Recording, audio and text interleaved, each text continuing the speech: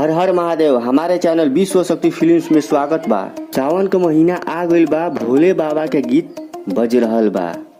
आज सुबह एक ब्लास्ट वीडियो रिलीज भइल बा सारे गामा हम भोजपुरी पर। ई बोलबम वीडियो बा डायरेक्ट। बहुत ही सुंदर और प्यारा गीत बा। ई गीत गइले बड़े भोजपुरी के सुपरस्टार गायक और अभिनेता प्रमोद प्रेमी जी, और संगीत से सजैले बाने आर्यन शर्मा जी, और गीत लिखले बानी कृष्णा बेदर्दी जी। वीडियो आवते ही पूरा यूपी बिहार में तहलका मचा के रख देले बाबा। ये वीडियो आवते ही ट्रेंडिंग में चलता। ये वीडियो कॉमेडी और दिल के छू जाए वाला बा।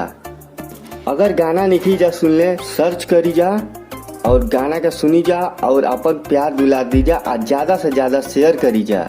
ई वीडियो बनारस के खूबसूरत जगह पर शूट कइल गइल बा। ई वीडियो में पहला बार प्रमोद प्रेमी जी के साथ नीलम गिरी देत बानी, और ई वीडियो के बोल बा मेहरारू चाही सुंदर।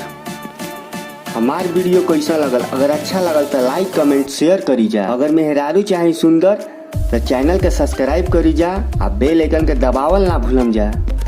तब तक खातिर अगला वीडियो में मिलल जाई। हर हर महादेव।